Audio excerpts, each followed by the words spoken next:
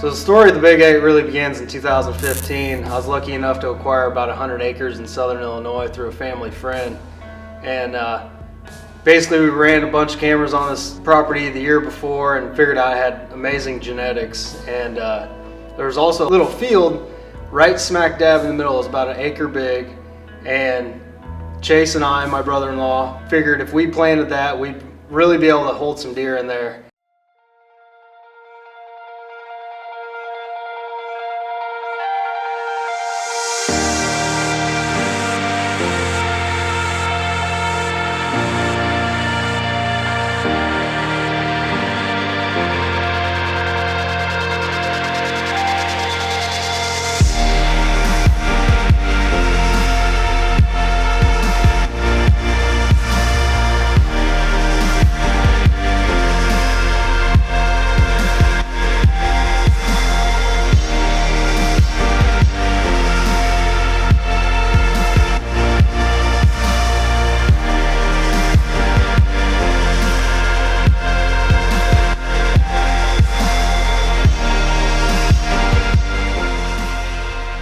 After getting the food plots planted, we hung a bunch of cameras.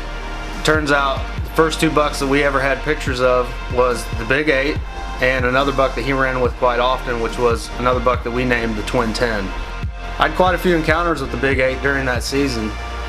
I was lucky enough to see him during the rut chasing some does, and seeing him in person really confirmed to me that he was still too young, probably needed a couple more years of growth. I also got to see him late season, right in the exact same bean plot, and that confirmed to me that he would make it to the next season.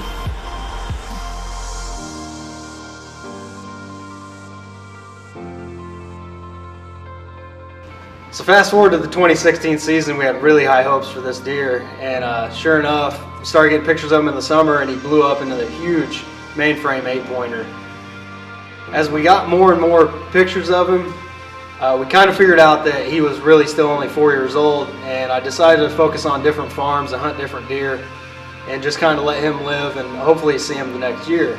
Turns out the only encounter I had with him was in the late season, in those beans that we planted again that year. He was coming out of a north bedding area, and it kind of gave me an idea of where his bed really was, because both seasons there, 2015 and 2016, he was coming out of that northwest section. So now I'm starting to put the puzzle pieces together, and hopefully I can capitalize on them the following season. So now the 2017 summer rolls around, and more than ever I can't wait to get cameras out and try to find this buck.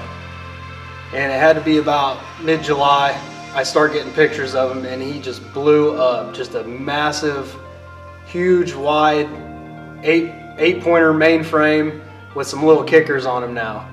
So I took that picture and tried to figure out where he was going so I could at least try to get some velvet footage of him, and basically I'll just let the footage speak for itself.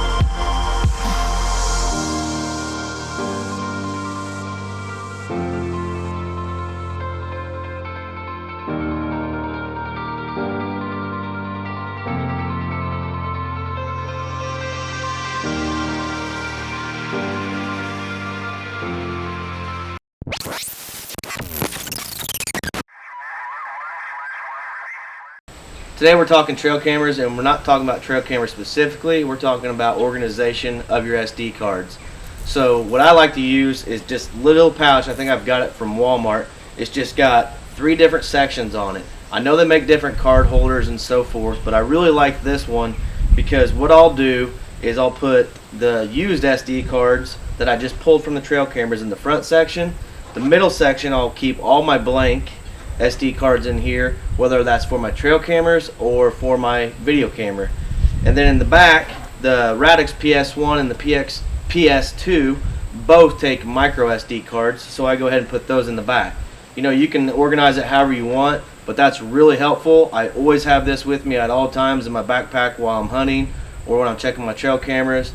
Time is essential to all of us. This makes your life a whole lot easier. No more losing those SD cards in your pants pocket, your hunting jacket, or what have you. So hopefully this little tip will help you guys out in being more organized with your trail camera SD cards. So now finally season gets here and all my focus is on this deer. Basically what I wanted to do was go back in time and collect all those pieces of the puzzle that I've been putting together for 2 years. So what I did was I went back, I got all the trail camera pictures from the previous year and I dated them all. And I wanted to figure out what days that buck was daylight active. Turns out he was really daylight active between November 6th and November 10th, which is historically a great time for mature whitetails to be active. And that's when I basically was going to hold out for. I knew he wouldn't be killable in October. I had a camera on the back side of the property where I filmed him in velvet. That picture was November 6th or 7th. Right in the morning about 9 o'clock, pure daylight, and I knew that this buck was I knew I was pretty close to killing him, but I was on the complete wrong side of the farm. I know that he's on the same pattern as he was before. I knew that he was going to be on the back side of the farm where I had the picture of him before. And I also knew what was coming from the 15 and 16 season, that he would have to be coming to those real world wildlife beings. Sure enough, on December 15th, one of the periods that he was in daylight, he stepped out in the backfield again, and basically from that north bedding area that I'd seen him before, come from before. That was the first glimpse I actually got of him. So now I know that I'm getting a lot closer to this deer. I knew he was following these 5 does. I don't know if one of them was in heat or what was going on, but he was chasing them around quite a bit. So I was basically going to hunt those 5 does. So I moved a tree stand the very next night, knowing that he was coming in there, and I lay eyes on him again. But this time he comes out even farther. He starts eating in the corn, and by then I'm going nuts. I didn't know how much it was going to take to kill this deer, but I also knew late season, again, he had to be coming to those beans. December 31st, we had one of the best cold fronts that we could possibly have come through. We had high of 18, and also the moon and the pressure were building up just absolutely perfect. We had a rising moon, rising pressure on this night, and I just absolutely knew for sure that this deer had to come to the beans. He had no other choice. And sure enough, I'm sitting there in the tree stand. I look over my left shoulder, and there he was, coming in perfectly, exactly how I've ever dreamt it. This segment has been brought to you by Lone Wolf Tree Stands, your silent partner.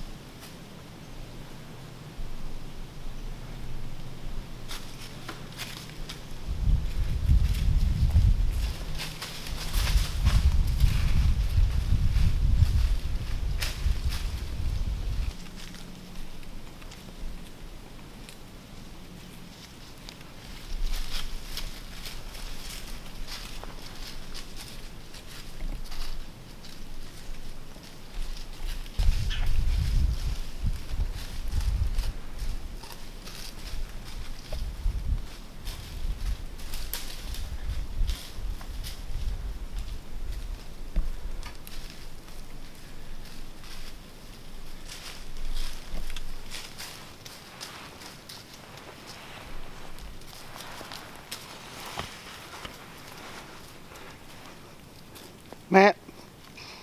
Matt.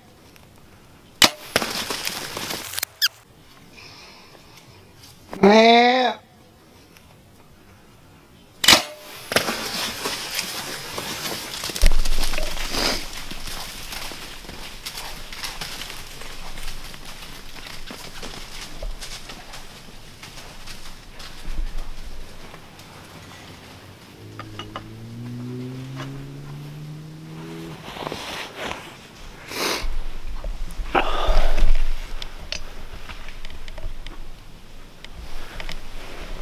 I think I just got him. I think I just got him. Oh my God. He's breathing hard and heavy. I can hear him. He's over in the cornfield over here. I'm gonna get a different lens on real quick. Yeah. That's why you hunt real world beans in late December. I think I just shot the biggest buck of my freaking life.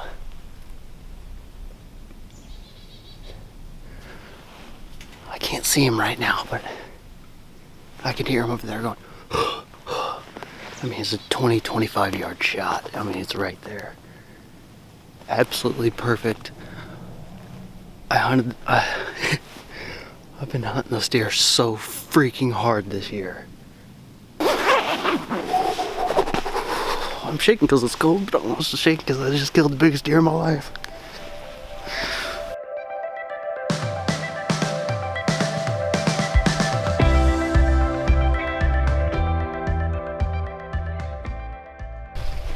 All right, here he is.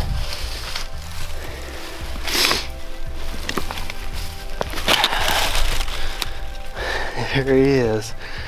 We call him the Big 8. He's actually got 12 points. He's got a couple stickers and whatnot, but man, what a giant. It feels great to put my hands on him finally. Passed him for 2 years. Got some awesome history with this buck.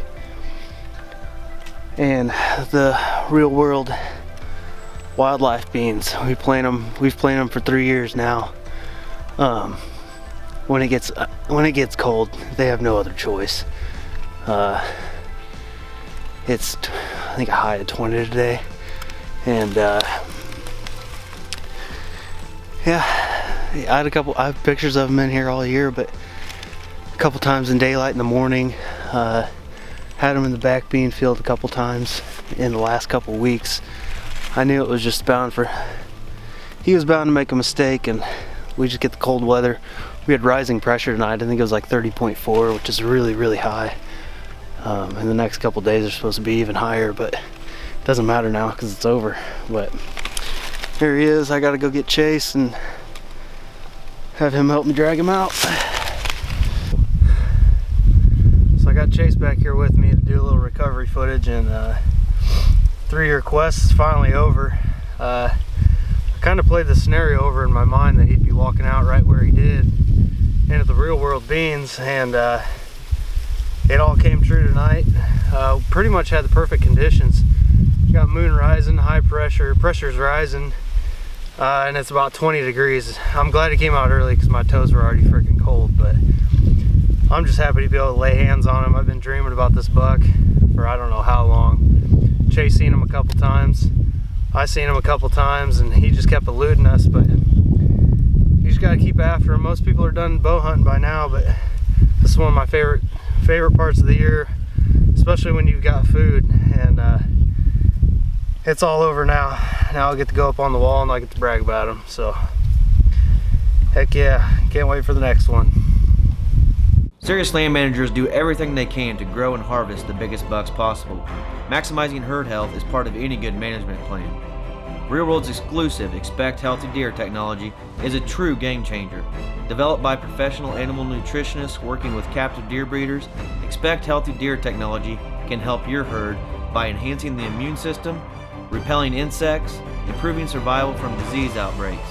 This is going to lead to increased fawn production and antler growth on your property. To learn more, you can visit realworldwildlifeproducts.com.